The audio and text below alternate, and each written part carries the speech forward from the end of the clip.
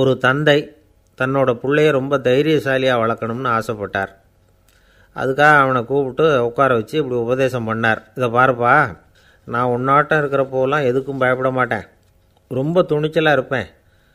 ஒரு நாள் ஒரு அப்பாவி எலியை ஒரு பூனை துரத்திட்டு ஓடிச்சு. நான் உடனே என்ன செஞ்சேன் தெரியுமா? அந்த பூனையை பிடிச்சேன், அது வாலில் ஒரு பட்டாசு சரத்தை கட்டினேன், கொளுத்தி விட்டேன், படபடன்னு வெடிக்க ஆரம்பிச்சுட்டுது. அது துள்ளிக்கிட்டு அங்கேயும் இங்கேயும் ஓடி இருக்கு பாரு ஓட்டம், ரொம்ப தமாஷு அப்படின்னார் அப்பா. இப்படி சொல்லிவிட்டு பையனை பார்த்து, இதை கேட்குறதுக்கு உனக்கும் துணிச்சல் வருதா, நான் என்னுடைய செயலை நீ கேட்குறப்போ உனக்கு துணிச்சல் வருதா அப்படின்னு கேட்டார். வருதுன்னா பையன். எப்படின்னா அப்படிங்கிற விவரத்தையும் சொன்னான் அவன்.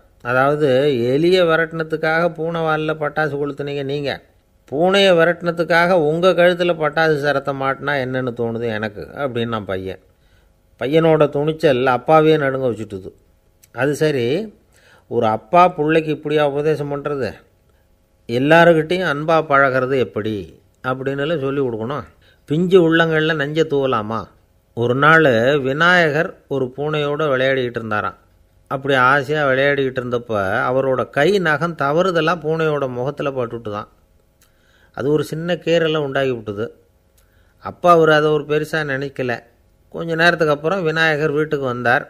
அவங்க அம்மா பார்வதி தேவியை பார்த்தார். பார்வதி தேவி கன்னத்தில் விரலால் கீறினது மாதிரி ஒரு அடையாளம் இருந்தது. விநாயகருக்கு அதிர்ச்சி, ஆச்சரியம். நம்ம அம்மா இந்த உலகத்துக்கே தாயார், அப்பேற்பட்ட அவங்க முகத்திலேயே கீறலை உண்டாக்கக்கூடியவங்க யாராக இருக்க முடியும் அப்படின்னு யோசனை பண்ணார். தாயே, உன்னுடைய கன்னத்தில் இந்த வடு எப்படிம்மா ஏற்பட்டதுன்னு கேட்டார். குழந்தாய், இது நீ செஞ்ச காரியம்தான்ப்பா, உன்னுடைய கை நகம் கீறினதுனால ஏற்பட்ட வடு தான் இது அப்படின்னாங்க அவங்க. விநாயகர் திடுக்கிட்டு போட்டார். எப்படிம்மா அது? நான் எந்த காலத்துலேயும் ஒன்று அப்படி கீறினதாக எனக்கு நினைவு இல்லையே அப்படின்னார். இன்னைக்கு காலையில் ஒரு பூனையை கீறினதை நீ மறந்துட்டியா அப்படின்னாங்க அந்த அம்மா. விநாயகர் திகைச்சு போய் நின்னார். பார்வதி தேவி சொன்னாங்க, இதை பாருப்பா, இந்த உலகத்தில் இருக்கக்கூடிய எல்லா உயிர்கள்லேயும் நான் இருக்கிறேன், நான் தான் இந்த உலகமாக ஆகியிருக்கிறேன். ஆகையினால நீ யாரை துன்புறுத்தினாலும் அது உண்மையிலேயே என்ன துன்புறுத்தினதாக தான் வந்து முடியும் அப்படின்னாங்க. விநாயகர் மனசுக்குள்ளே ஒரு வெளிச்சம் ஏற்பட்டு தான். அதுக்கப்புறம் அவர் யாரையுமே கல்யாணம் பண்ணிக்காததுக்கு அதுதான் காரணமாக. இந்த உலகத்தில் எல்லாரையும், இங்கே இருக்கிற எல்லாத்தையும் தாயின் வடிவமாக அவர் பார்க்க ஆரம்பிச்சிட்டாராம். குருதேவர் ராமகிருஷ்ணர் இந்த கதையை எடுத்து சொல்லியிருக்கிறார். நபிகள் நாயகம் ஒரு தடவை ஒரு நாற்காலியில் உட்காந்து என்னமோ யோசனை பண்ணிகிட்டு இருந்திருக்கிறார். அப்போ அவரோட உடையில் ஒரு கீழ்ப்பகுதி தரையில் படிஞ்சு கிடந்திருக்குது. அங்கே விளையாடிக்கிட்டு இருந்த ஒரு பூனை அது மேலே வந்து படுத்து தூங்கி போச்சு. தொழுகை செய்ய வேண்டிய நேரம் வந்துட்டுது. நபிகள் நாயகம் எழுந்திருக்க பார்த்தார். அப்போ தான் பூனை தன்னோட உடை மேலே படுத்து தூங்கிட்டு இருக்கிறது கண்ணில் படுது. பூனையோட தூக்கத்தை கலைக்க விரும்பல அவர். தன்னுடைய சகோதரியை கூப்பிட்டார். ஒரு கத்திரிக்கோள் எடுத்துகிட்டு வர சொன்னார். பூனை படுத்திருந்த உடைப்பகுதி மட்டும் இருக்குல்ல, அதை மட்டும் அதோட கத்திரிச்சு விட்டுட்டு அதுக்கப்புறம் அவர் எழுந்திரிச்சு தொழுகைக்கு போனாராம். அதாவது பிற உயிர்கள்கிட்ட எப்படி அன்பு காட்டணுங்கிறத பெரியவங்க எவ்வளவோ விதத்தில் நமக்கு எடுத்து காட்டியிருக்கிறாங்க. இருந்தாலும் எத்தனை பேர் மனசில் அதெல்லாம் உரைச்சிருக்குது? நாமளும் நம்ம ட்ரெஸ்ஸு மேலே ஒரு பூனை படுத்திருந்தா ஒரு கத்திரிக்கோலை தான் தேடுவோம், எடுத்துக்கிட்டு வர சொல்லுவோம். துணியை வெட்டுறதுக்கு பதிலாக இல்லை அதோட வாழை வெட்டினா என்ன அப்படின்னு தோணும். ஒரு ஆள் ரொம்ப பிரியமாக ஒரு பூனையை ஆற்றுல குளிப்பாட்டிகிட்டு இருந்தானா. எப்படி? அந்த பூனையை ஆற்று தண்ணியில் அமுக்கி அமுக்கி குளிப்பாட்டிகிட்டு இருக்கிறான். அந்த வழியாக போன பெரியவர் ஒருத்தர் இதை பார்த்தார். இதை பார்ப்பா, பூனையை அது மாதிரி ஆற்று தண்ணியில் அமுக்கி குளிப்பாட்டாத, மூச்சு திணறி செத்து போடும் அப்படின்னு அட்வைஸ் பண்ணார். நீ போய் அவன் வேலையை பார்த்துக்கிட்டு, எனக்கு எல்லாம் தெரியும்னா இவன். சரின்னு அவர் போயிட்டார். கொஞ்ச நேரம் கழித்து அவரே அந்த வழியாக திரும்பி வந்துக்கிட்டு இருந்தார். ஆற்றுல பூனையை குளிப்பாட்டிக்கிட்டு இருந்தவன் அழுதுகிட்டு உட்காந்துருக்கிறான். பக்கத்தில் அந்த பூனை செத்து கிடக்குது. இதை பார்த்தார் பெரியவர். நான் தான் அப்போவே சொன்னேனே அந்த பூனையை ஆற்றுல நினைக்காதேன்னு, அதை கேட்டிருந்தா இப்படி ஆயிருக்குமா அப்படின்னார். அந்த ஆள் கோபமாக இவரை முறைச்சி பார்த்தான். அட போய்யா, இந்த பூனை ஆற்றுல குளித்ததுனால ஒன்றும் செத்து போகல, குளித்ததுக்கப்புறம் அதோட உடம்பு ஈரமாக இருக்குதுன்னு அதை புழிஞ்சேன், அதனால தான் இப்படி ஆயிட்டுது அப்படின்னு நானா. ஒருத்தர் அவசரமாக போய்கிட்டு இருந்தார். எங்கே போய்கிட்டு இருக்கீங்க அப்படின்னு கேட்டார் ஒரு பெரியவர். கடைக்கு போகிறேன் சார், சாமான் வாங்கிறதுக்கு அப்படின்னார். அங்கே போகிறதுக்கு முன்னாடி தெரிஞ்சிக்க வேண்டியதெல்லாம் தெரிஞ்சுக்கிட்டீங்களா அப்படின்னு கேட்டார் பெரியவர். கடைக்கு போய் காசை கொடுத்து ஒரு பொருளை வாங்கிட்டு வரப்போகிறோம், இதில் தெரிஞ்சிக்க வேண்டியது என்ன இருக்குது அப்படின்னார் அலட்சியமாக. இப்போ அந்த பெரியவர் பேச ஆரம்பித்தார். இந்த உலகத்தில் எந்த ஒரு செயலில் இறங்குறப்பவும் நாம் நல்லா ஆலோசனை பண்ண வேண்டிய விஷயம் 5 அப்படின்னார். உதாரணமாக, ஒருத்தன் கடைக்கு போய் ஏதோ ஒரு பொருளை வாங்கிட்டு வர போகிறான்னு வச்சுக்கங்களேன். அப்போ கூட அவன் 5 விஷயங்களை பற்றி தெரிஞ்சுக்க வேண்டியிருக்குது அப்படிங்கிறார் அவர். முதல்ல அந்த பொருள் எப்படிப்பட்டது அப்படிங்கிறத தெரிஞ்சுக்கணும். ரெண்டாவதாக தன்னை பற்றியும் தெரிஞ்சுக்கணும். அப்போ தான் அந்த பொருள் தனக்கு தேவையா இல்லையா அப்படிங்கிறத புரிஞ்சுக்க முடியும். மூணாவதாக தெரிஞ்சுக்க வேண்டியது ஒன்று இருக்குது. அது என்னென்னா, அந்த பொருளை அடையிறதுக்கு வழி என்ன அப்படிங்கிறத தெரிஞ்சுக்கணும். அதாவது எவ்வளவு பணம் கொடுத்தா அது கிடைக்கும், இது மாதிரியான விஷயங்கள். நாலாவதாக அந்த பொருளை அடையிறது மூலமாக நாம் அடையக்கூடிய பயன் என்ன அப்படிங்கிறதையும் உணரணும். அஞ்சாவது, அந்த பொருளை அடையிறதுல இருக்கக்கூடிய தடை எது அப்படிங்கிறதையும் நாம் தெரிஞ்சுக்கணும். பெரியவர் பேசுகிறது ஏதோ தத்துவம் மாதிரி தெரியுது இல்லையா? தத்துவம்தான். அதாவது இப்படி உலகியல் வாழ்க்கையில் சின்ன சின்ன விஷயங்கள்லேயே நாம் 5 விஷயங்களை தெரிஞ்சுக்க வேண்டியிருக்குது. அது ரொம்ப அவசியமாக இருக்குது. பேரின்ப நிலைன்னு சொல்கிறாங்கள்ல, அது மாதிரி பெரிய சமாச்சாரங்கள்லேயும் இந்த 5 விஷயங்களை நாம் தெரிஞ்சுக்க வேண்டியிருக்குது.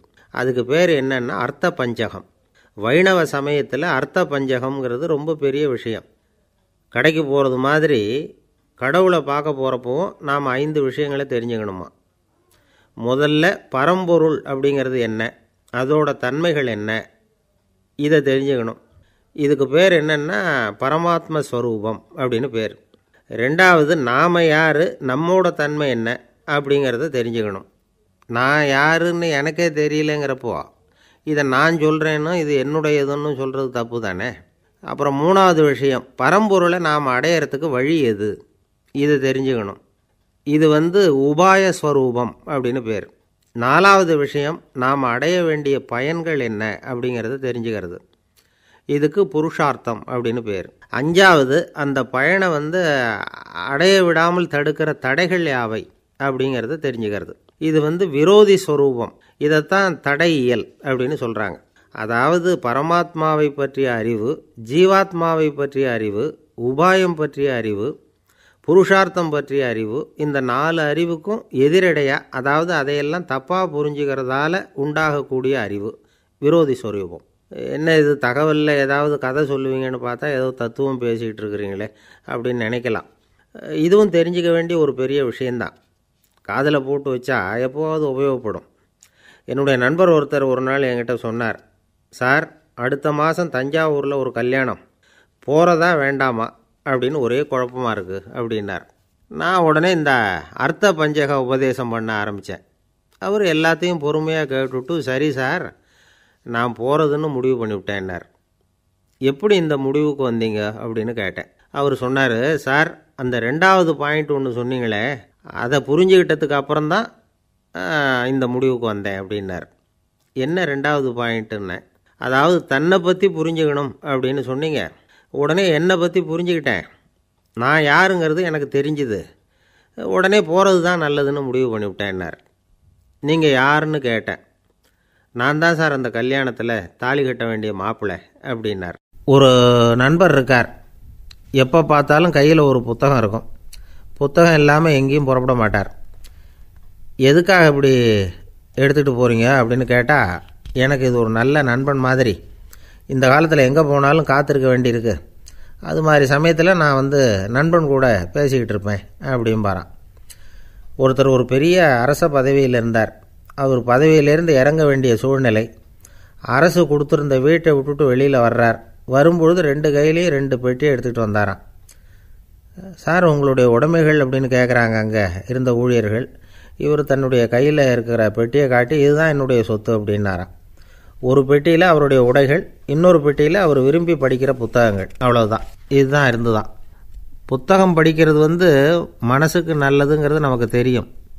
புத்தக வாசிப்பு உடம்புக்கும் நல்லதுங்கிறாங்க. அது நமக்கு ஆச்சரியமாக தான் இருக்குது. ஒரு நபர் ஒரு வருஷத்தில் சராசரியாக 2000 பக்கங்களை படிச்சிருக்கணுமா, யுனெஸ்கோ பரிந்துரை. ஆனால் நம்ம நாட்டில் நாம் சராசரியாக படிக்கிறது 32 பக்கங்கள், அவ்வளவுதான். இவ்வளவுக்கும் நம்ம நாட்டில் 6000க்கும் மேற்பட்ட நாளேடுகள், 2000க்கும் மேற்பட்ட இதழ்கள், மலர்கள், இவ்வளவு இருந்தும் சரியாக வரல.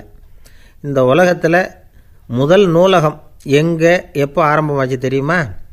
கிமு 2500ஆம் ஆண்டில் அது ஆரம்பமாயிருக்குது. பாபிலோனியாவில் அமில் அணு அப்படிங்கிற அரசன் தான் நூலகத்தை உருவாக்கியிருக்கிறான். அப்போல்லாம் தாள் கிடையாது, களிமண் தான். களிமண் பலகைகளில் எழுதி அது தொகுத்து அப்படியே நூலாக்கி அதை நூலகத்தில் வச்சுருப்பாங்களாம்.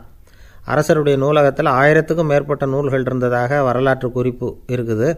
அது மட்டும் இல்லை, அந்த நூலகத்தில் பொருள் வாரியாக, அதாவது சப்ஜெக்ட் வாரியாக புத்தகங்களை வகைப்படுத்தி வச்சுருந்தாங்களாம். அதில் மிச்சம் இருந்த ஒரு 25 களிமண் பலகை புத்தகங்கள் இன்றைக்கும் பிரிட்டிஷ் அருங்காட்சியகத்தில் இருக்குதான். அச்சு தாள் இதெல்லாம் ஏற்பட்டதுக்கப்புறம் அமைக்கப்பட்டது தான் பிரான்சில் இருக்கக்கூடிய பாரிஸ் நூலகம். 1480 பிரெஞ்சு மன்னர் 11ஆம் லூயி இந்த நூலகத்தை அமைச்சாராம். ஆனால் அப்போல்லாம் அரசர்கள் மட்டும்தான் நூலகத்தை பயன்படுத்த முடியுமா.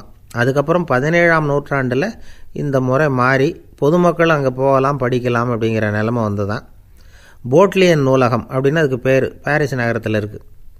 அங்கே தான் நூல்களின் பட்டியல் தயாரிப்பு பணி ஆரம்பமாச்சு.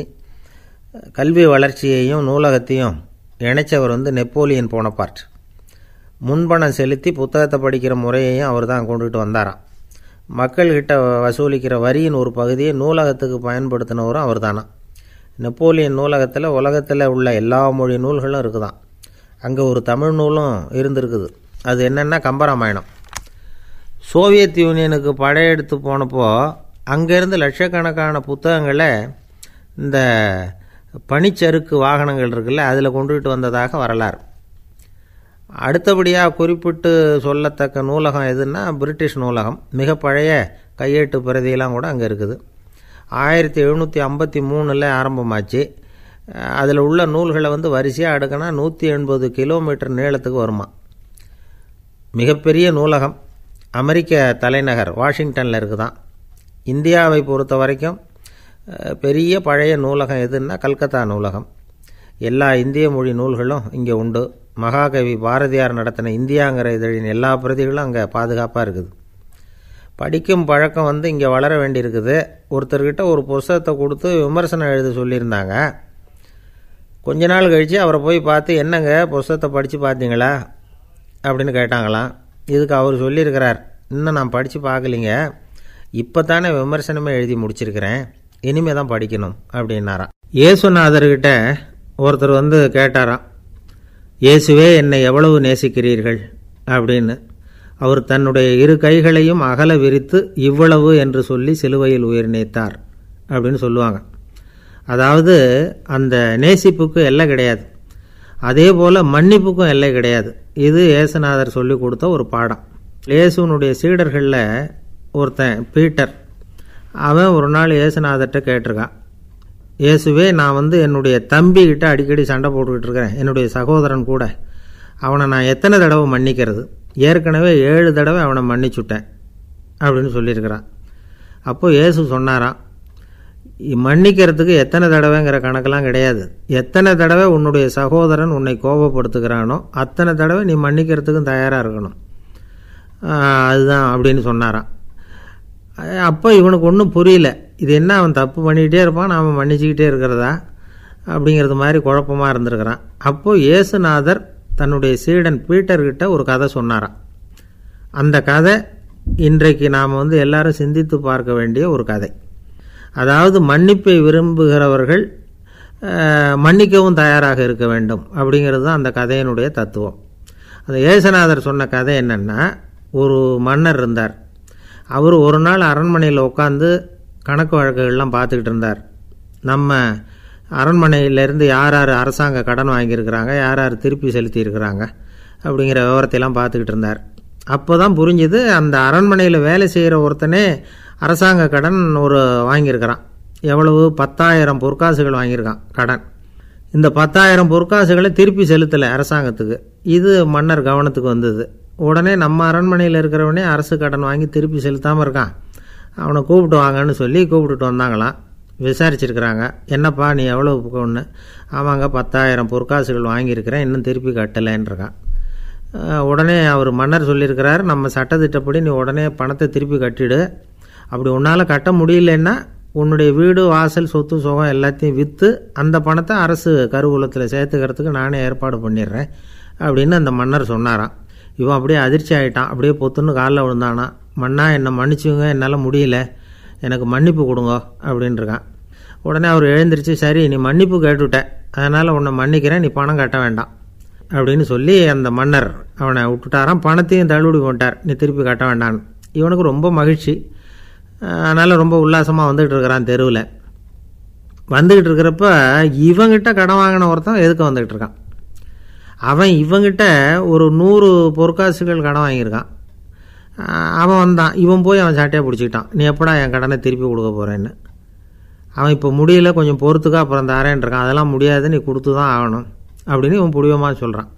இப்போ நிலைமையை பாருங்கள். இவன் ஏற்கனவே 10,000 பொற்காசுகள் அரசாங்கத்தில் கடன் வாங்கினா அதுக்கு மன்னிச்சு விட்டுட்டார் இவனை. ஆனால் இவன் இன்னொருத்தனை மன்னிக்கிறதுக்கு தயாராக இல்லை. இவங்கிட்ட கடன் வாங்கின இன்னொருத்தன் 10 பொற்காசுகள், அவனை மன்னிக்க தயாராக இல்லை. அவனை கொண்டு போய் நீதிமன்றத்தில் கொண்டு போய் நிறுத்தி தண்டனை வாங்கி கொடுத்துட்டான். நீதிபதி என்ன சொன்னார், அந்த இவன் வாங்கின பொற்காசுகளை திருப்பி கட்டுற வரைக்கும் ஜெயிலில் இருக்கணுங்கிறது தீர்ப்பு. ஆனால் உடனே அரசர் காதில் வந்து விழுந்தது. சொல்லிட்டாங்க, உங்ககிட்ட மன்னிப்பு வாங்கிட்டு போனானே ஒருத்தன், அவன் இன்னொருத்தனை மன்னிக்கிறதுக்கு தயாராக இல்லை, அவனை கொண்டு போய் ஜெயிலில் அடைச்சிட்டான் அப்படின்னு. உடனே மன்னர் பார்த்தார், இவனை மறுபடியும் கூப்பிட்டு வர சொன்னார். தபாரப்பா, நான் உன்னை மன்னிச்சு விட்டேன், ஆனால் நீ இன்னொருத்தனை மன்னிக்கிறதுக்கு தயாராக இல்லை, அதனால் என்னுடைய தீர்ப்பையும் மாற்றுறேன், நீயும் அரசு கடன் தீர்ற வரைக்கும் ஜெயிலில் தான் இருக்கணும் அப்படின்னு சொல்லி ஜெயிலுக்கு அனுப்பிச்சிட்டாராம். இப்படி ஒரு கதையை இயேசுநாதர் தன்னுடைய சீடருக்கு சொன்னதாக ஒரு வரலாறு. அது என்ன, அதிலேருந்து நாம் புரிந்து கொள்ள வேண்டியதுன்னா, நாம் மன்னிக்கப்படணும்னு நாம் விரும்புகிறோம்னா நாம் இன்னொருத்தரை மன்னிக்கிறதுக்கு தயாராக இருக்கணும். அதனால் நாம் இன்னொருத்தரை யாரையும் மன்னிக்க மாட்டோம், ஆனால் என்ன இன்னொருத்தர் மன்னிக்கணும் அப்படிங்கிறது மாதிரி செய்யக்கூடாதுன்னு சொல்லுவாங்க. அது மாதிரி நாம் இப்போ இது தப்பாக புரிஞ்சுக்கிறவங்களும் இருக்கிறாங்க. பாவம் மன்னிப்புங்கிறதுலாம் எதுக்குன்னா, அதாவது மறுபடியும் பாவம் செய்யாமல் இருக்கிறதுக்காக தான். அதான் மன்னிக்கிறாரே அப்படிங்கிறதுக்காக மறுபடியும் பாவம் பண்ணிகிட்டு இருக்கிறது இல்லை. அதான் ஒருத்தர் கேட்டாராம், பாவத்திலேருந்து மன்னிப்பு கிடைக்கணும்னா நீ என்ன செய்யணும் அப்படின்னு கேட்டிருக்கார். அதுக்கு அவன் சொல்லியிருக்கிறான், நான் முதல்ல பாவம் செய்யணும், அப்போ தானே மன்னிப்பு கிடைக்கும் அப்படின்னு நானா. இப்படிப்பட்டவர்கள் தான் இன்றைக்கி உலகத்தில் அதிகமாக இருக்கிறாங்க. அதனால் இந்த மன்னிப்பின் மகத்துவங்கிறது இயேசுநாதர்கிட்டேருந்து தான் நாம் புரிஞ்சுக்கணும். அந்த இயேசு சொன்ன அந்த மன்னிக்கிற மனோபாவம் இருந்தால் இன்றைக்கி உலகம் பூராவும் அமைதி பூங்காவாக இருக்கும். அதில் ஒன்றும் ஆச்சரியமே இல்லை, அதில் ஒன்றும் சந்தேகமும் இல்லை. அதனால் மன்னிக்கிற மனோபாவத்தை நாம் எல்லாரும் நமக்குள்ளே வளர்த்து கொள்ள வேண்டும் அப்படிங்கிறது தான் நாம் இன்றைக்கு எல்லோரும் சிந்தித்து பார்க்க வேண்டிய ஒரு செய்தி. இந்த உலகத்தில் எல்லாருக்கும் மகிழ்ச்சி தரக்கூடிய ஒரு பொருள் எது? இது ஒரு முக்கியமான கேள்வி. இந்த கேள்விக்கு பொருத்தமான ஒரு பதிலை உங்களால் சொல்ல முடியுமா? அதாவது கொஞ்சம் யோசித்து பார்த்தா பணம்னு சொல்லலாமா? இப்போ கையில் காசு இல்லாதவங்ககிட்ட ஒரு 10 ரூபாயை கொடுத்தா அது அவனுக்கு சந்தோஷத்தை கொடுக்கும். ஏற்கனவே வருமான வரி பிரச்சனையில் சிக்கி இருக்கிறவர்கிட்ட இன்னும் கொஞ்சம் பணம் இந்தாங்கன்னு சொல்லி கொடுத்தோம்னா அது அவருக்கு சங்கடத்தை தான் கொடுக்கும். அதனால் அந்த கேள்விக்கு பணங்கிறது பொருத்தமான பதிலாக இருக்க முடியாது. கேள்வி என்னென்னா, இந்த உலகத்தில் எல்லாருக்கும் மகிழ்ச்சி தரக்கூடிய ஒரு பொருள் எது? சரி, இனிப்புன்னு சொல்லலாமா? ஏன்னா எல்லாருக்கும் இனிக்க தானே செய்யும். அதுலேயும் ஒரு சிக்கல் இருக்குது. சர்க்கரை வியாதிக்காரங்களுக்கு அது என்ன சந்தோஷத்தையாக கொடுக்கும்? ஆக எல்லாருக்கும் வேறுபாடு எதுவும் இல்லாமல் மகிழ்ச்சியை கொடுக்கக்கூடியது வேறு ஏதோ ஒன்று இருக்குது. அது என்னன்னு கண்டுபிடிக்கணும்.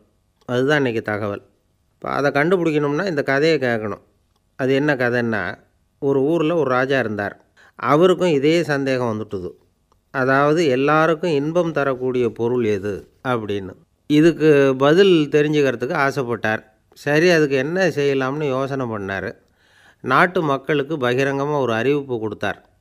நம்ம நாட்டு மக்கள் இன்பம் தரக்கூடிய பொருள் எதுன்னு நினைக்கிறாங்களோ அதை கொண்டுக்கிட்டு அரண்மனையில் உள்ள கண்காட்சி மண்டபத்தில் வைக்கலாம். அப்படி அவங்க வைக்கிற பொருள்களில் எது எல்லாருக்கும் இன்பம் தரக்கூடியதாக இருக்குமோ அதை வச்சவருக்கு 1000 பொற்காசுகள் பரிசு அப்படின்னு அறிவிப்பு கொடுத்துட்டார்.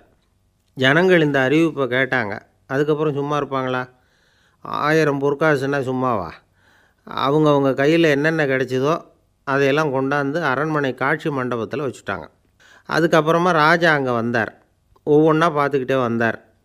முதல்ல ஒரு குயில் இருந்தது, இனிமையாக பாடக்கூடிய குயில். இந்த குயிலோட இன்னிசை எல்லாருக்கும் இன்பம் தரக்கூடியது தான். இருந்தாலும் காது கேட்காதவங்களுக்கு இந்த இசை எப்படி இன்பம் தர முடியும்? அதனால் இது சரியில்லைன்னு விட்டார். அடுத்தபடியாக போனார். அங்கே என்ன வச்சுருக்குறாங்கன்னு பார்த்தா ஒரு அழகான மயில் அங்கே தோகை விரித்து ஆடிக்கிட்டு இருக்குது. இந்த மயிலோட ஆட்டம் மனசுக்கு இன்பம் தரக்கூடியது தான். இருந்தாலும் பார்வை இல்லாதவங்க இந்த ஆட்டத்தை பார்த்து ரசிக்க முடியுமா? முடியாது. அதனால் இதுவும் சரியில்லை அப்படின்னு சொல்லிவிட்டார். அதுக்கு அடுத்தபடியாக போனார். பல வகையான இனிப்பு பண்டங்களை வச்சுருந்தாங்க. பார்த்தார், வயசானவங்களுக்கும் நோயாளிகளுக்கும் இது இன்பம் தராது, துன்பம்தான் கொடுக்கும் அப்படின்னார். இப்படி ஒவ்வொன்றா பார்த்துக்கிட்டே போகிறார். அழகான மலர்கள், கனிகள், ஓவியங்கள் எதுவுமே பொருத்தமாக தெரியல. சகல பேருக்கும் இன்பம் தரக்கூடிய வகையில் எதுவும் இல்லை.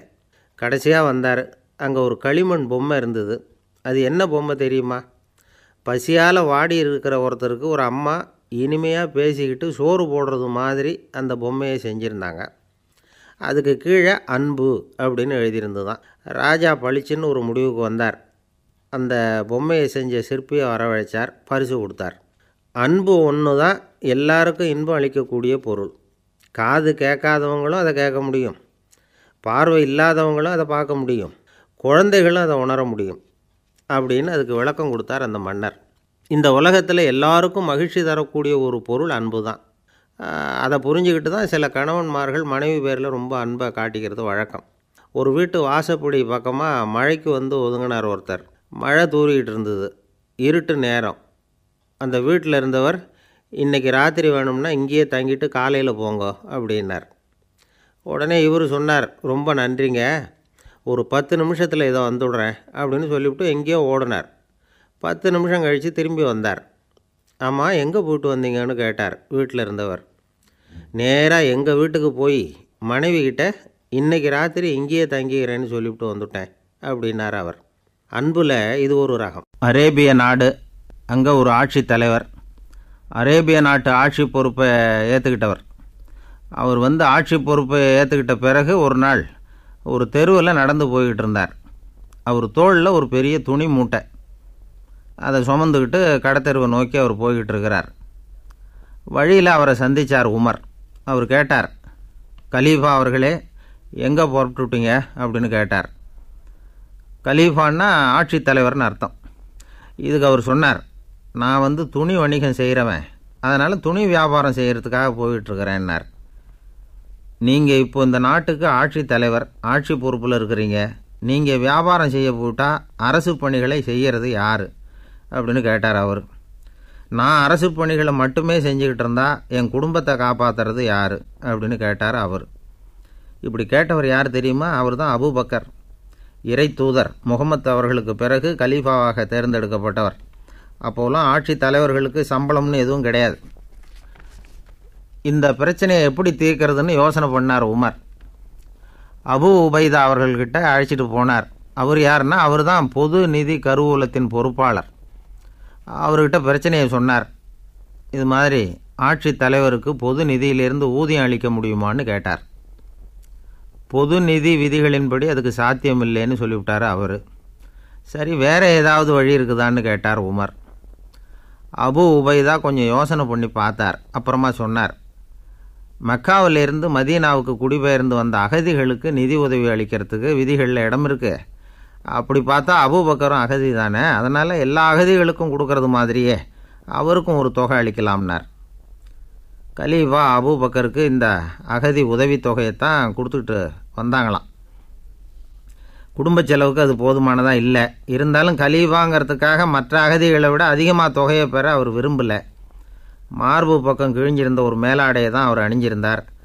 அவருடைய துணைவியார் அஸ்மா, அவங்க ஒரு நாள் தேன் அருந்த ஆசையாக இருக்குன்னாங்களாம். நமக்கு கிடைக்கிற ஊதியம் குடும்ப செலவுக்கே போதுமானதா இல்லையே, இந்த நிலையில் தேன் வாங்கிறதுக்கு காசுக்கு நான் எங்கே போவேன்ருக்கார் அவர். கொஞ்ச நாள் கழித்து அவங்க ஒரு தொகையை அவர்கிட்ட கொடுத்து தேன் வாங்கிட்டு வர சொன்னாங்களாம். இவருக்கு ஆச்சரியம், ஏது இந்த பணம்னு கேட்டிருக்காரு. நீங்கள் தினமும் குடும்ப செலவுக்காக கொடுத்துக்கிட்டு வந்த பணத்தில் கொஞ்சம் கொஞ்சமாக மிச்சப்படுத்தி வச்சேன்னாங்களாம். அபூபக்கர் அந்த பணத்தை எடுத்துக்கிட்டு நேராக பொது நிதி கருவூல பொறுப்பாளர்கிட்ட போனார். இந்த பணத்தை பொது நிதியில் சேர்த்துருங்க, இது அதிகப்படியாக எனக்கு தரப்பட்டு வந்த ஊதியம். அடுத்த மாதத்துலேருந்து இந்த தொகையை குறைச்சிங்கன்னு வேறு சொல்லிவிட்டாராம். பசியை தணிக்க தேவையான அளவு உணவு, ஒரு ஜோடி உடை, இதை தவிர கூடுதலாக மக்கள் பொது நிதியிலிருந்து வாங்கிக்கிறதுக்கு என் குடும்பத்தாருக்கு உரிமை இல்லை அப்படின்னு சொல்லி கண்டிப்பாக சொல்லிவிட்டாராம். அவர் வாங்கிட்டு வந்த இந்த குறைந்த ஊதியம் கூட அவர் மனசை உறுத்திக்கிட்டே இருந்தது. கடைசி நேரம் அவர் தம்முடைய மகள் ஆயிஷா அவர்களை அழைச்சார். மகளே, இதுவரைக்கும் பொது நிதியிலிருந்து நான் வாங்கிட்டு வந்த தொகை என்னுடைய இதயத்தில் பாரமாக அழுத்திக்கிட்டு இருக்கு. என் தோட்டத்தை விற்று அதில் வர்ற பணத்திலேருந்து நான் இதுவரைக்கும் வாங்கிட்டு வந்த ஊதிய தொகையை கணக்கு போட்டு பொது நிதியில் சேர்த்துடு அப்படின்னாராம். பதவி ஏற்கிறதுக்கு முன்னாடி தன்கிட்ட இருந்ததை விட இப்போ கூடுதலாக என்ன சொத்து இருக்குன்னு பார்த்துருக்கார். ஒரு ஒட்டகம், ஒரு கோப்பை, ஒரு பணியாள். இதையும் அடுத்தபடியாக கலீஃபாவா வர்றவர்கிட்ட ஒப்படைச்சிருங்க அப்படின்னு விட்டாராம். அதே மாதிரி அடுத்து வந்த உமர்கிட்ட ஒப்படைச்சாங்க. அப்போ உமர் சொன்னாராம், அபூபக்கரே, இந்த முன்மாதிரியால் உங்களுக்கு பிறகு இந்த ஆட்சி பொறுப்பை ஏற்கிறவர்களை பெரும் நெருக்கடிக்கு ஆளாகி விட்டீங்க அப்படின்னு சொல்லி ரொம்ப கண் கலங்கினாராம். கடைசியாக அபூபக்கர் தன்னுடைய குடும்பத்தாருக்கு விட்டு சென்ற சொத்து ஒரு படுக்கை விரிப்பு, ஒரு போர்வை, அவ்வளவுதான். இது சிந்திக்க வேண்டிய ஒரு செய்தி. ஒரு ஊரில் ஒரு மன்னர் இருந்தாராம். அமைச்சர் அவர்கிட்ட சொன்னாராம், மன்னா, நம்ம ராஜ்யத்தில் இனிமே லஞ்ச ஊழலே இருக்காதுன்னாராம். ஆஹா, அப்படின்னா ஊழல் பேர் வழிகளையெல்லாம் நாடு கடத்தியாச்சா அப்படின்னு கேட்டிருக்காரு மன்னர். இதுக்கு அவர், அப்படி இல்லைங்க, இனிமே கொடுக்கறதுக்கு ஜனங்கள்கிட்ட பணமே இல்லை அப்படின்னாராம். 1816 வருஷம் செப்டம்பர் மாதம் 11 பிரான்ஸ் தேசத்தில் உள்ள ஒரு மருத்துவமனை. அங்கே ஒரு இளம் டாக்டர் கொஞ்ச நாளைக்கு முன்னாடி தான் அந்த ஆஸ்பத்திரியில் புதுசாக வேலைக்கு சேர்ந்துருக்கிறார். அவர் பேர் ரெனே லெனக். அவர் அன்னைக்கு காலையில் அந்த மருத்துவமனையில் அப்படியே ரவுண்ட்ஸ் வந்துக்கிட்டு இருக்கிறார். வார்டில் ஒரு படுக்கையில் ஒரு இளம் பெண் படுத்திருக்கிறா. அந்த பொண்ணுக்கு இருதய நோயாக இருக்கலாம்ங்கிறது மற்ற டாக்டர்கள் சந்தேகம். அந்த காலத்துல எல்லாம் ஒருத்தருடைய இருதய துடிப்பை தெரிஞ்சுக்கணும்னா நோயாளியின் மார்பில் டாக்டர் காதை வச்சு பார்த்து தான் தெரிஞ்சுக்கிறது வழக்கம். ஆனால் இந்த பெண்ணும் இளம் பெண், அந்த டாக்டரும் புதுசாக சேர்ந்துருக்கிறவர். அதனால் பரிசோதனை பண்ண தயங்கினார். கொஞ்ச நேரம் யோசனை பண்ணார். திடீர்னு ஒரு ஞாபகம் வந்தது அவருக்கு. அதாவது அன்றைக்கி விடியற் காலையில் தோட்டத்தில் அப்படி வாக்கிங் போயிட்டு இருந்தப்போ சின்ன பசங்கள்லாம் ஒரு மரக்கட்டையை வச்சு விளையாடிக்கிட்டு இருந்தாங்களாம். அதை இவர் பார்த்துருக்கிறார். அது என்ன விளையாட்டுனா, ஒரு நீளமான மரப்பலகை, அதில் ஒரு முனையில் ஒரு பையன் தன்னுடைய காதை வச்சுக்கிட்டு இருக்கிறான், மறுமுனையில் இன்னொரு பையன் அந்த மரப்பலகையை ஒரு ஆணியால் கீறிக்கிட்டு இருக்கிறான். ஒரு முனையில் ஆணியால் கீறும் பொழுது மறுமுனையில் காதை வச்சிருக்கிற பையனுக்கு அந்த சத்தம் துல்லியமாக கேட்குது. அந்த டாக்டருக்கு காலையில் பார்த்த இந்த விளையாட்டு ஞாபகத்துக்கு வந்துட்டுது. உடனே என்ன பண்ணார் தெரியுமா? ஒரு நீளமான காகிதத்தை எடுத்தார். அதை அப்படியே உருளை மாதிரி உருட்டினார். ஒரு முனையை அந்த நோயாளியின் மார்பில் இடது பக்கம் வச்சார், இன்னொரு முனையில் தன்னுடைய காதை வச்சார். என்ன ஆச்சரியம்!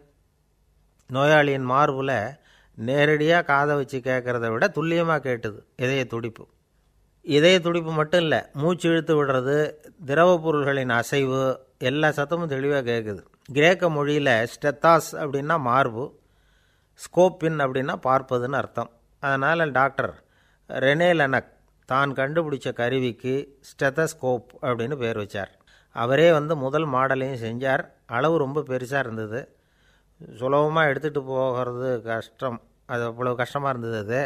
அதனால் அவரே அதை அப்புறம் 2 பிரிவாக தயார் பண்ணார். இது 2 துண்டையும் டாக்டர் தன்னோட கோட்டு பாக்கெட்டில் வச்சுக்கலாம், தேவைப்படுறப்ப எடுத்து ஒன்றா சேர்த்துக்கலாம். இப்படி தான் அவர் ஆரம்பத்தில் பண்ணார். தன்னுடைய இந்த கண்டுபிடிப்பை பற்றி அவர் ஒரு புத்தகம் எழுதினார். நிறைய விற்றுது, புகழும் பணமும் சேர்ந்தது. பணமும் புகழும் சேர்ந்தது மாதிரியே அவருக்கு ஒரு நோயும் சேர்ந்தது. அது என்ன நோயின்னு கண்டுபிடிக்கிறதுக்கும் அவர் கண்டுபிடிச்ச கருவி தான் உபயோகப்பட்டு தான். அவரே அதை கண்டுபிடிச்சார். அவருக்கு வந்திருந்தது காச நோய். 1826 வருஷம் ஆகஸ்ட் மாதம் 13 உலகத்தின் முதல் ஸ்டெதஸ்கோப்பை கண்டுபிடிச்ச டாக்டர் ரெனே லெனக் காலமானார். அவர் சாகிறதுக்கு முன்னாடி மரத்தால் செஞ்சு வச்சுருந்த ஸ்டெதஸ்கோப்பை தனக்கு வேண்டியப்பட்ட ஒரு டாக்டர்கிட்ட கொடுத்து, என்னுடைய சொத்துக்கள்லேயே ரொம்ப வசந்தது அப்படின்னு சொன்னாராம். அதுக்கப்புறம் 3 வெள்ளைக்காரங்க சேர்ந்து இந்த கருவியில் சில மாற்றங்களை பண்ணாங்க. ஆனால் 1829 லண்டனில் டாக்டர் நிக்கோலஸுங்கிறவர் ஒரு காதால் இதய துடிப்பை கேட்குறத விட டாக்டர் 2 காதாலையும் கேட்குறது தான் சரியாக இருக்கும் அப்படின்னு ஒரு கருத்தை வெளியிட்டார். அதுக்கப்புறம் ரொம்ப காலம் கழித்து 1852 ஜார்ஜ் காமான் அப்படிங்கிறவர் ரப்பர் டியூபுகளை உபயோகப்படுத்தி 2 காதாலையும் கேட்குற மாதிரி ஒரு புதிய வடிவத்தை அதுக்கு கொடுத்தார். அதுக்கு பிறகு அது படிப்படியாக எவ்வளவோ மாற்றங்கள் இருந்தாலும் ஆரம்பத்தில் டாக்டர் ரெனே லெனக் உருவாக்கின அடிப்படை மாடலை யாரும் மாற்றி அமைக்கலைங்கிறது தான் முக்கியமான விஷயம். நமக்கு தெரிஞ்ச ஒரு ஆஸ்பத்திரி, அதில் ஒரு நோயாளி, காலை நேரத்தில் நர்ஸு அந்த பக்கமாக போய்கிட்டு இருந்தாங்க. அதை பார்த்துட்டு ஒரு நர்ஸுன்னு கத்துறார். நர்ஸு அவசரமாக ஓடி வந்து என்ன விஷயம்னு கேட்டாங்க. சிஸ்டர், இங்கே பாருங்கள், உங்கள் டாக்டரை என் நெஞ்சில் அவர் காதை வச்சு கேட்டுக்கிட்டு இருக்கிறார் அப்படின்னார் நோயாளி. சிஸ்டர் பதட்டப்படாமல், அதனால் என்ன, இந்த டாக்டர் பழமையான விஷயங்களில் ரொம்ப நம்பிக்கை உள்ளவர், அதனால் ஸ்டெதாஸ்கோப்பை உபயோகப்படுத்தாமல் காதை வச்சு கேட்குறார், அது ஒன்றும் தப்பு இல்லை அப்படின்னாங்களாம். ஐயோ, அதுக்காக இல்லை சிஸ்டர், இவர் என் நெஞ்சு மேலே தலையை வச்சது நேற்று ராத்திரி 9 மணி, இப்போ விடிஞ்சு போச்சு, இன்னமும் தலையை எடுக்கவே இல்லை, அதுக்காக தான் சந்தேகப்பட்டு உங்களை கூப்பிட்றேன் அப்படின்னாராம். ஒருத்தர் மனசில் நிம்மதி இல்லாமல் உட்காந்துருந்தார். என்ன சார் விஷயம் அப்படின்னு விசாரித்தேன். அகலக்கால் வச்சுட்டேன், அதுதான் அவதிப்படுறேன்னார். விவரமாக சொல்லுங்கன்னேன். வீடு கட்டணும்னு ஆரம்பித்தேன், வேலை பாதியிலேயே நிற்கிது, கையில் பணம் இல்லை அப்படின்னார். இது மாதிரி ஆசாமிகள் பல பேரை நீங்கள் பார்த்துருக்கலாம். இவங்கெல்லாம் சுலபமாக மன அழுத்தத்துக்கு ஆளாயிடுறாங்க. மன உளைச்சல், அதாவது ஸ்ட்ரெஸ் அப்படின்னு சொல்கிறோமே, அதுக்கு அடிப்படையான சில காரணங்கள் உண்டு. அதாவது மிகையாக திட்டமிடுதல் அப்படிங்கிறதும் ஒரு முக்கியமான காரணம். நடைமுறை சாத்தியம் என்னங்கிறத மனசில் வச்சுக்கிட்டு எந்த திட்டத்தையும் தீட்டணும், அப்போ தான் அது சரியாக வரும். 2வது காரணம் என்ன தெரியுமா, ஒரே நேரத்தில் பல்வேறு செயல்களில் ஈடுபடுறது. தொலைபேசியில் பேசிக்கிட்டே கையில் இருக்கிற கடிதத்தை படிச்சுக்கிட்டே எதிரில் உட்காந்துக்கிட்டு இருக்கிறவருக்கும் அப்பப்போ பதில் சொல்லிக்கிட்டு மனசில் பல்வேறு சிந்தனைகளை அப்படியே ஓட விட்டுக்கிட்டு இருக்கிறது, இதுவும் மன அழுத்தத்தை உண்டாக்குது. 3வது காரணம், எதிலேயும் வெற்றி மட்டும் எதிர்பார்க்குற ஒருதலைப்பட்சமான ஆர்வம். நாம் தொட்டதெல்லாம் வெற்றியாகவே முடியணும் அப்படின்னு எதிர்பார்க்குறவங்க ஏதாவது ஒன்றில் தோல்வியை கண்டால் தோண்டு போயிடுறாங்க. எப்படியும் முடியலாம்ங்கிற எண்ணம் ஏற்கனவே நமக்குள்ளே இருந்துட்டுதுன்னா அந்த அவஸ்தை வராது. அதனால் அதுவும் நம்ம வளர்த்து கொள்ள வேண்டிய ஒரு குணம். மன உளைச்சல் ஏற்படுறதுக்கு இன்னொரு காரணம், எதையும் வேகமாக செஞ்சுடணும் அப்படிங்கிற துடிப்பு. அந்த துடிப்பே மனசை அழுத்த ஆரம்பிச்சிடும். எந்த ஒரு காரியத்திலையும் தாமதமோ இடையூறோ ஏற்பட்டால் அதை பொறுத்துக்கிற மனப்போக்கம் வேணும். அது இல்லாதவங்க அழுத்தத்துக்கு ஆளாயிடுறாங்க. சில பேர் வேலைன்னு எந்த நேரம் பார்த்தாலும் வேலையே கதின்னு கிடப்பாங்க. பொழுதுபோக்குக்கோ உடற்பயிற்சிக்கோ குடும்பத்தில் உள்ளவங்க அல்லது நண்பர்கள் கூட கலந்துரையாடவோ கொஞ்சம் கூட நேரம் ஒதுக்க மாட்டாங்க. இந்த சுபாவம் மன அழுத்தத்தை உண்டு பண்ணும். இதையெல்லாம் புரிஞ்சுக்கிட்டு அதிலிருந்து விடுபடுறது எப்படின்னு யோசிக்கணும். வல்லுநர்கள் இது தொடர்பாக சில யோசனைகளை சொல்லி வச்சுருக்கிறாங்க. அது என்னென்னா, வாழ்க்கைங்கிறது பிரச்சனைகளால் பின்னப்பட்ட ஒன்று, அது எப்போவுமே முடிவடையாத ஒரு தொடர்கதை அப்படிங்கிறத முதல்ல நாம் புரிஞ்சுக்கணும். ஒரே நேரத்தில் ஒரு காரியத்தில் மட்டுமே நாம் கவனம் செலுத்தணும். அடுத்தவங்க காரியத்தில் தலையிடக்கூடாது. எதையும் பேச ஆரம்பிக்கிறதுக்கு முன்னாடி நம்மை நாமே கேட்டுக்க வேண்டிய கேள்வி 2. 1, நான் சொல்ல போகிறது ரொம்ப முக்கியமானதா? 2வது, நான் சொல்கிறத அவங்க கேட்குறதுக்கு ஆசைப்படுறாங்களா? நான் பேசுகிறதுக்கு அது சரியான நேரம் தானா? இதை யோசித்து பார்த்ததுக்கப்புறம் எதையும் பேச ஆரம்பிக்கணும். முடிஞ்ச அளவுக்கு வளைந்து போகிற சுபாவத்தை வளர்த்துக்கணும். நம்ம நேரம் விலை மதிப்பு இல்லாதது, அதை வீணாக்கக்கூடாது. சிரிக்க தெரியலனாலும் பரவாயில்ல, முகத்தில் கொஞ்சம் புன்முறுவலாவது காட்டணும். இதெல்லாம் ரொம்ப முக்கியம். அடுத்தவங்க ஏதாவது செஞ்சால் உடனே நன்றி சொல்ல மறக்கக்கூடாது. தினமும் கொஞ்சம் நேரத்தை தனிமையில் செலவு பண்ணணும்.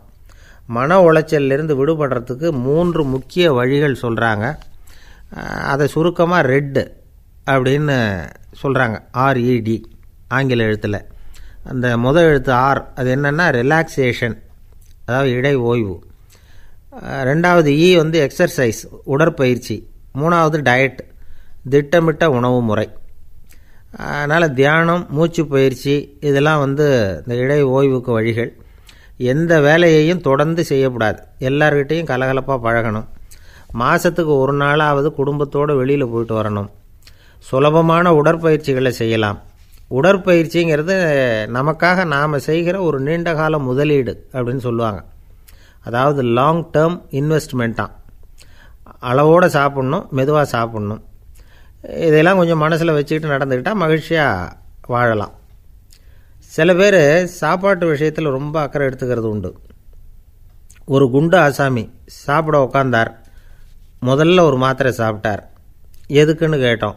பசி எடுக்கிறதுக்குன்னார். சாப்பிட்டு முடித்தார். பிறகு மறுபடியும் ஒரு மாத்திரை சாப்பிட்டார். இது எதுக்குன்னு கேட்டோம். சாப்பிட்டது ஜீரணமாகறதுக்கு அப்படின்னார்.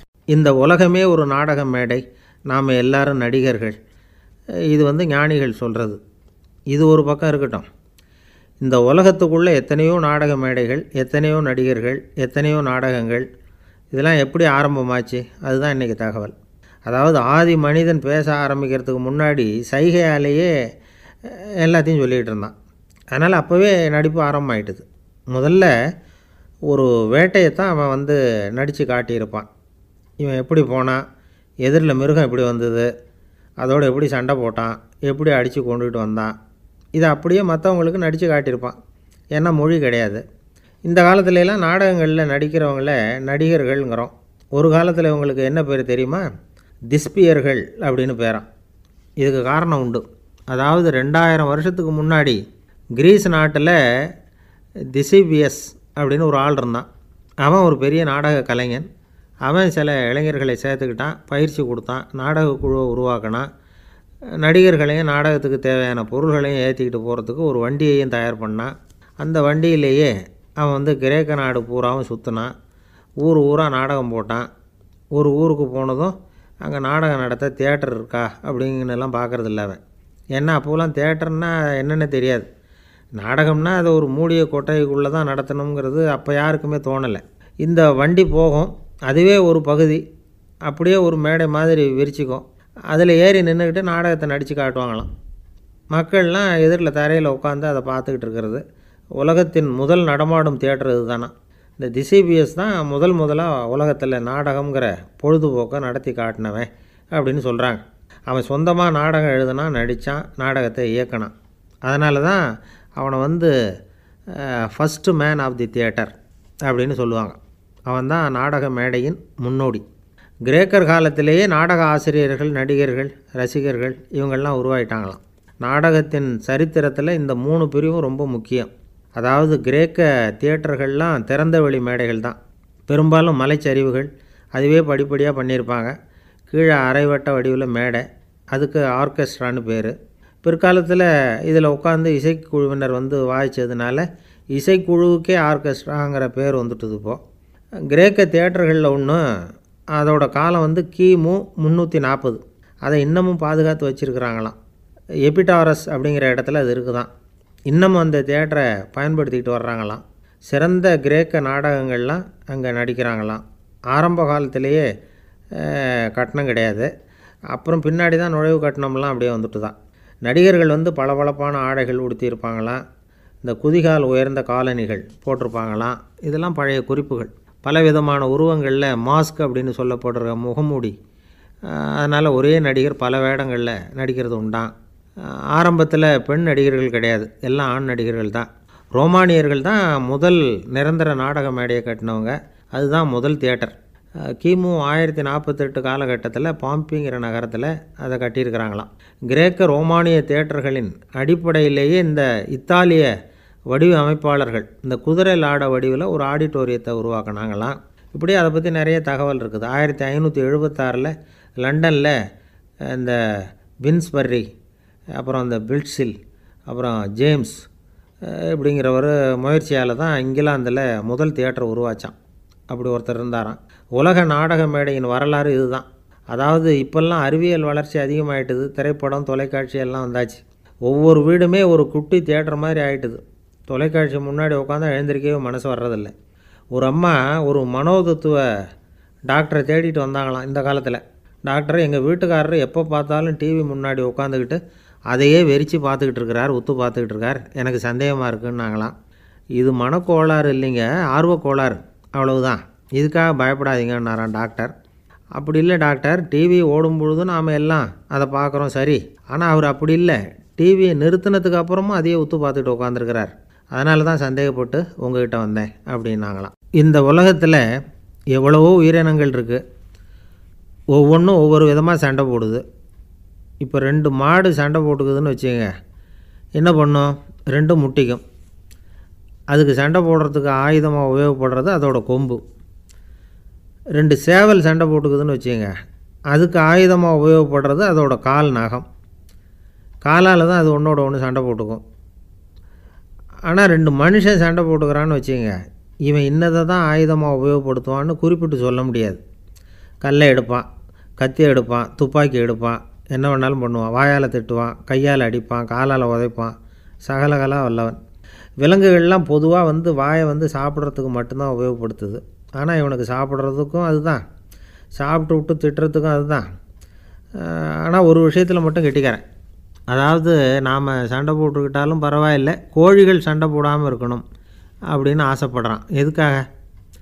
கோழிகள் சண்டை போடாமல் இருந்தால் நிறைய முட்டைகள் போடுமா, அதுக்காக தான் இந்த அக்கறை.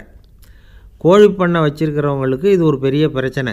அதாவது பண்ணையில் இருக்கிற கோழிகளுக்குள்ளே அடிக்கடி சண்டை வந்துடும். அதனால் முட்டை உற்பத்தி குறைஞ்சிரும்.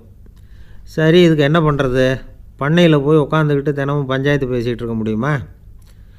அமெரிக்காவில் கோழி பண்ணை வச்சுருக்கிற ஒருத்தர் இதை பற்றி யோசனை பண்ணி பார்த்தாராம். ஒரு வழியையும் கண்டுபிடிச்சிருக்கார். கோழிக்கெல்லாம் மூக்கு கண்ணாடி மாட்டி விட்டுட்டோம்னா அது சண்டை போடுற குணம் குறைஞ்சிரும், முட்டை அதிகமாகிடும். அந்த கண்ணாடியில் உள்ள லென்ஸு சிவப்பு நிறத்தில் இருக்கணும், அவ்வளவுதான் அப்படின்னு அவர் கண்டுபிடிச்சாராம். இது ஏற்கனவே நடைமுறையில் கண்டுபிடிக்கப்பட்ட ஒரு விஷயம். ஆனால் எல்லா கோழிக்கும் சிவப்பு மூக்கு கண்ணாடி எப்படி மாட்டி விடுறது? அப்படியே மாட்டி விட்டாலும் அது நழுவாமல் இருக்கணுமே. இப்போ நாமெல்லாம் நடு விரலால் மூக்கு கண்ணாடி நடுவில் தொட்டு அப்படி ஸ்டைலாக சரி பண்ணிக்கிறோம். அது மாதிரி கோழி எப்படி சரி பண்ணிக்கும்? இதுதான் பிரச்சனை. இதுக்கு அவர் என்ன வழி கண்டுபிடிச்சாருன்னா, கோழிக்கெல்லாம் மூக்கு கண்ணாடிக்கு பதிலாக விழியொட்டு வில்லைகள், காண்டாக்ட் லென்ஸ், அதை பொருத்தி விட்டா என்ன அப்படின்னு யோசனை பண்ணார். அதே மாதிரி பண்ணார். அதே மாதிரி செஞ்சு பார்த்தார், வெற்றி. அதுக்கப்புறம் கோழியெல்லாம் சண்டை போட்டுக்கலையாம், சமாதான பிரியர்கள் ஆகிட்டு தான். கோழிகளுக்கு இயல்பாகவே சண்டை போடுற குணம் உண்டு. ஆனால் அதோட கண்ணுக்கு பார்க்குற பொருள்லாம் ரோஜா நிறத்துலையோ அல்லது இன்னும் சொல்லப்போனால் அழுத்தமான சிவப்பு நிறத்துலையோ தெரிஞ்சதுன்னா சண்டை போடுற குணம் குறைஞ்சிருதான். அந்த சமயத்தில் அது அதிகமாகவும் முட்டையிட ஆரம்பிச்சுடுதான். அதே நேரத்தில் இறை எடுக்கிறத கூட குறைச்சிக்குதான். இது ஏன் இப்படி பண்ணுதுங்கிறது விஞ்ஞானிகளுக்கு இன்னமும் புரியலையா. எப்படியோ அமெரிக்க கோழிகள்லாம் காண்டாக்ட் லென்ஸ் பொருத்திக்க ஆரம்பித்தாச்சு. கோழி கழுத்தை பிடிச்சிக்கிட்டு ஒரு சில வினாடிகளில் அதை பொருத்தி போடுறாங்களாம். கோழியோட ஆயுள் பூரா அது அப்படியே இருக்குமா. பண்ணையில் முட்டை உற்பத்தி குறைஞ்சா இது மாதிரி விஞ்ஞானபூர்வமாக பரிகாரம் தேடுறது தான் நல்லது. நமக்கு வேண்டியப்பட்ட ஒருத்தர், அவர் ஒரு கோழி பண்ணை வச்சுருந்தார். அந்த பண்ணையில் பாதி கோழி திடீர்னு செத்து போச்சு. உடனே ஒரு கால்நடை மருத்துவர்கிட்ட போக வேண்டியது தானே. அங்கே போகல, உள்ளூரில் மந்திரம் பண்ணிகிட்டு இருந்த ஒரு சாமியார்கிட்ட போனார். அவர் காலில் விழுந்தார். சாமி, என் பண்ணையில் பாதி கோழி செத்து போட்டுதுன்னார். சாமியார் யோசனை பண்ணார். சரி, பண்ணையில் வாசப்படி கிழக்கு பக்கமாக வச்சுருக்கியா மேற்கு பக்கமாக வச்சுருக்கியான்னு கேட்டார். கிழக்கு பக்கமாக இருக்குன்னார் அவர். அதுதான் தப்பு, மேற்கு பக்கமாக அதை மாற்று, சரியாக போடும்னாராம். அதே போல் இவர் போய் மாற்றிவிட்டார். அப்பவும் பாதி செத்து போச்சு. மறுபடியும் சொன்னார், சாமி மறுபடியும் பாதி கோழி செத்து போட்டுதேன்னார். சரி, கூரை எப்படி போட்டிருக்க, ஓடு போட்டிருக்கியா இல்லை கீத்து போட்டிருக்கியான்னார். ஓடு போட்டிருக்கேன்னாராம் அவர். அதுதான் தப்பு, அது கீத்து போட்டுரு, சரியாக போடும்னாராம். சரின்னு போய் அதையும் மாற்றி பார்த்தார். மறுபடியும் போயிட்டுது, கோழி செத்து போச்சு. வந்தார், மறுபடியும் பாதி செத்து போச்சு சாமின்னு வந்தார். இவரும் யோசனையை மாற்றி மாற்றி சொல்லிகிட்டே இருக்கிறார். இப்படி அவரும் மாற்றி மாற்றி பார்த்தார். 6வது தடவையாக அவரை தேடிட்டு வந்தார். அந்த சமயத்தில் இவர் ரொம்ப தீவிரமாக யோசனை பண்ணி பார்த்துட்டு, அது சரிப்பா, நீயும் என்கிட்ட சளைக்காமல் வந்துக்கிட்டு இருக்கிற, நானும் யோசனை சொல்லிகிட்டு இருக்கேன். இப்போவும் உங்ககிட்ட சொல்கிறதுக்கு என்கிட்ட யோசனை நிறையா இருக்குது. ஆனால் சோதிக்கிறதுக்கு உங்ககிட்ட கோழி இல்லையே, என்ன பண்ணுறது அப்படின்னாராம் இவர்.